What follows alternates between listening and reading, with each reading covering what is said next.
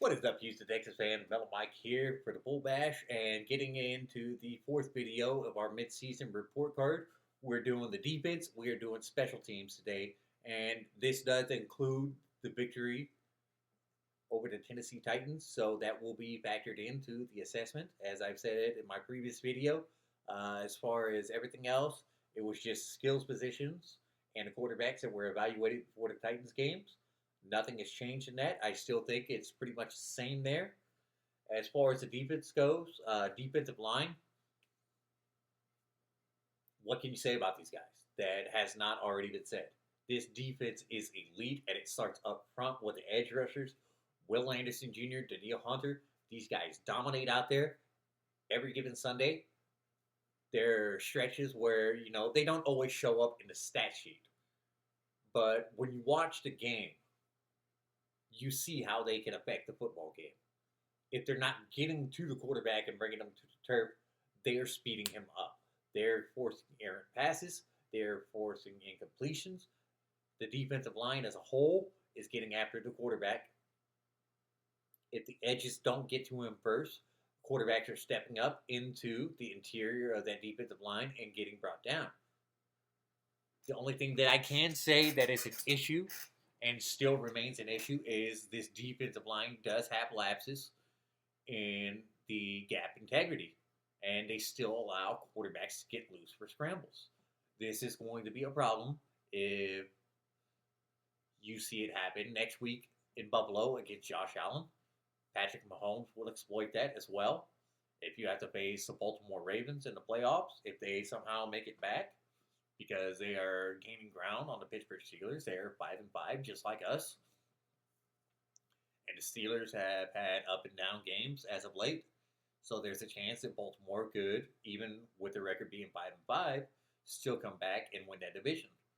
So the Texans need to sit there and figure out how to improve the gap integrity when it comes to protecting that pocket against mobile quarterbacks and allowing them to get loose on scrambles.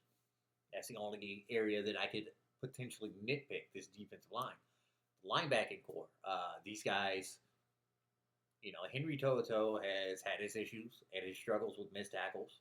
You've seen him replaced recently in the starting lineup with EJ Speed. EJ Speed is a guy that was pretty much started out his career as a special teams linebacker.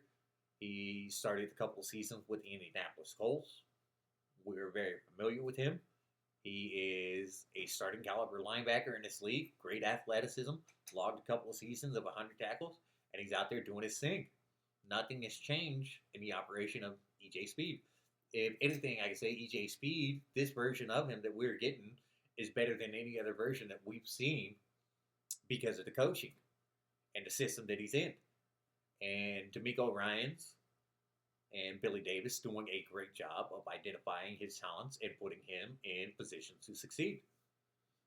Azeez Al-Shaair, he spent the offseason working with the defensive backs to improve the flaws in his coverage. That has shown up in games. Azeez Al-Shaair has been better in pass protection this year than he was last year. He's no longer a liability. He's getting out there. He's getting hands on football. He's causing deflections. He's not allowing easy completions over the middle. He's doing a great job. That's all that can be said. Christian Harris, pretty much a veritable non-factor, a guy that when his contract is up at the end of this year, I do not think the Texans bring him back. Whatever you feel about the talent of Christian Harris, it's not showing up. It has not been there since that playoff game against Cleveland. And it's been almost 2 years to this point. So I think the Texans also have another young linebacker, Jamal Hill, with athleticism, who they're bringing along on special teams, added to the 53-man roster this year from the practice squad last year. He hasn't gotten in very many game situations. Jake Hansen just got himself an extension. Jake Hansen is a reliable veteran who goes out there. He does his duty on special teams. If you need him to fill in a pinch in a game, Jake Hansen is reliable. He's not the best coverage guy. He's a willing run stopper. Jake Hansen is going to do the job that he's asked to do, and the coaching staff is going to put him in positions where he's not going to be exposed. When you get to the secondary now, Derek Stingley just not all pro Sting this year. Got to say that. I think the oblique has been an issue. I think it's limited to him with his physicality. I think it is getting better, and he's starting to play better as the season has gone on. But we saw him giving up catches in coverage that he usually does not do. And there's just something off with Derek Stingley this year. Hopefully he gets back and that level of play increases as we get closer and closer to the end of the season.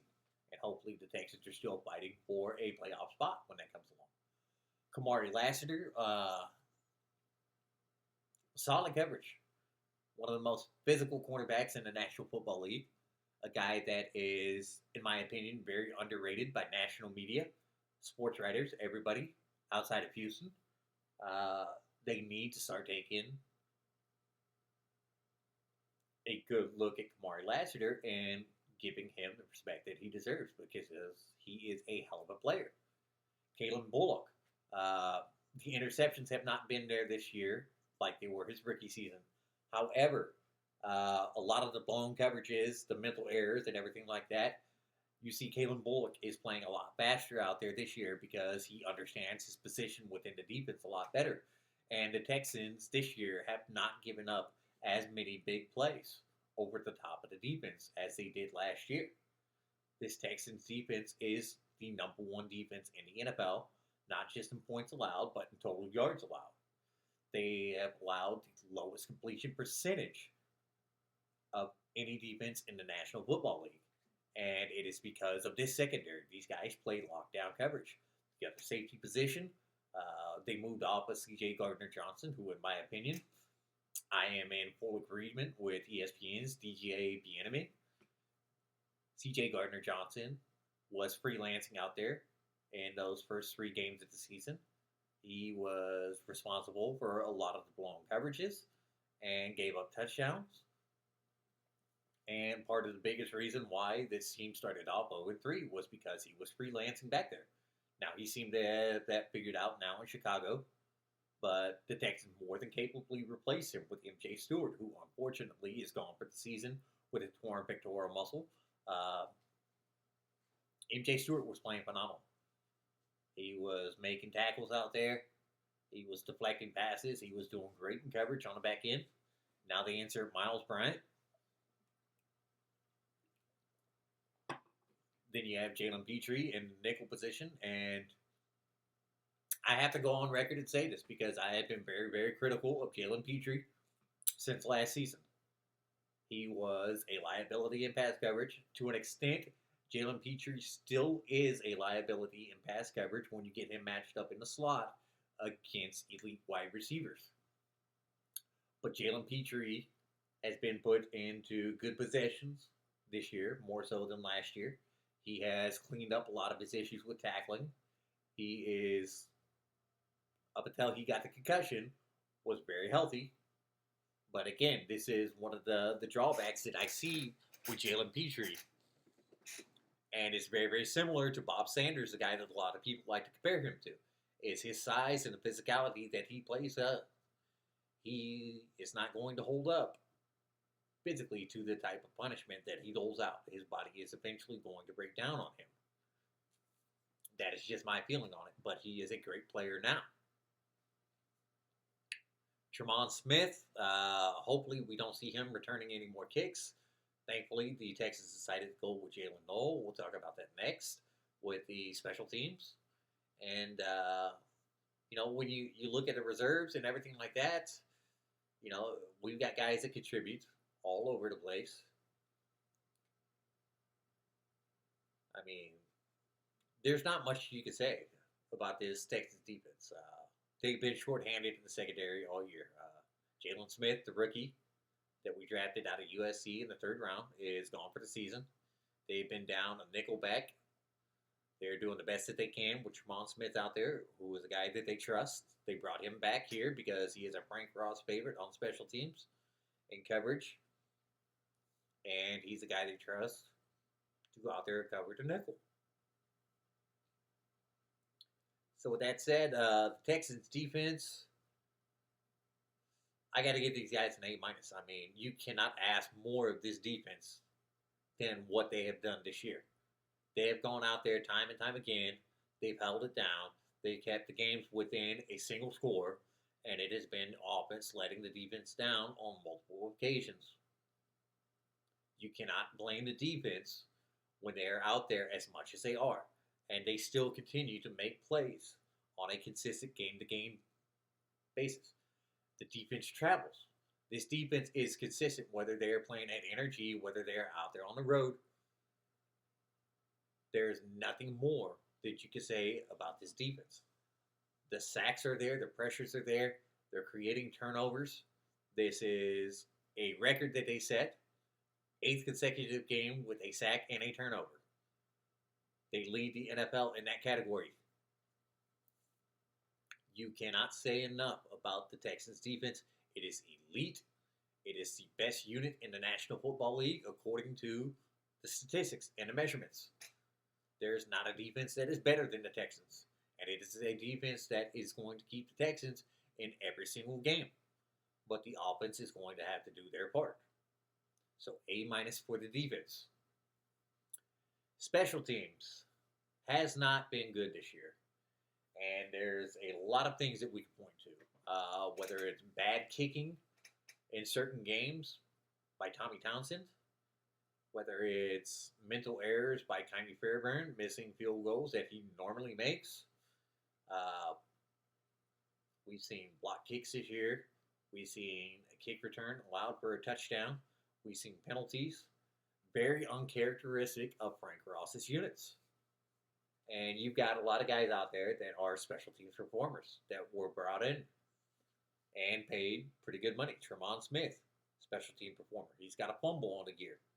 Coughed it up. Braxton Berrios, this guy we brought in. He has not looked like an all-pro. And that's been quite some time since he was an all-pro. They finally decided to stick with Jalen Noel, which is something that I have been preaching. This is the most explosive return man that you have on kicks, on punts, regardless of that. He is going to set you up with good field position. We saw it out there tonight against Tennessee. He put the Texans in great field position, gave that offense a short field.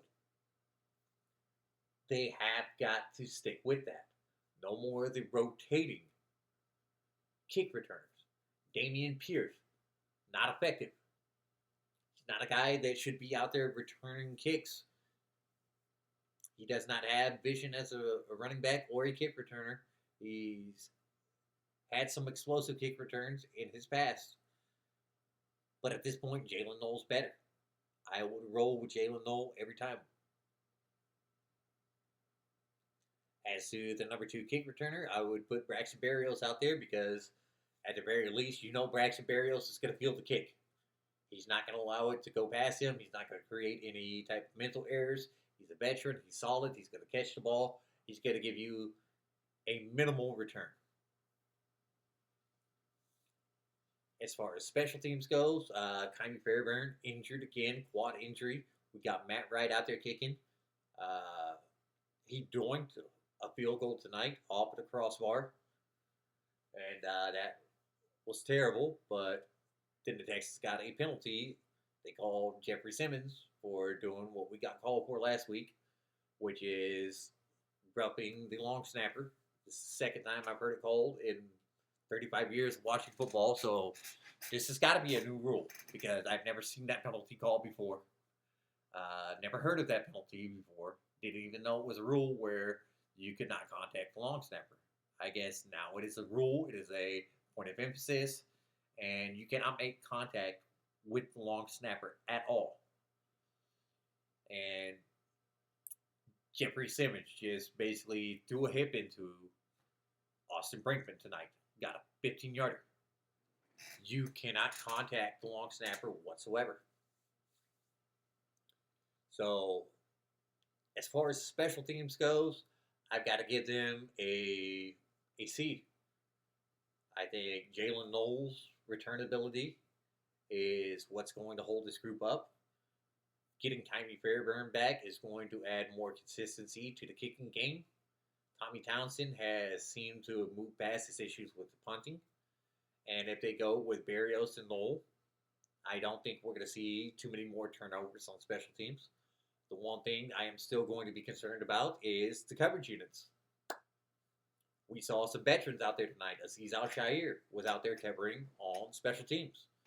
And that is something that I think was instituted because of the special teams return that was allowed last week. And you could probably expect more of that because the Texans cannot allow special teams to cost them a game, as it has. So let me know in the comments, guys. What do you think about that? C for the special teams and A- for the defense.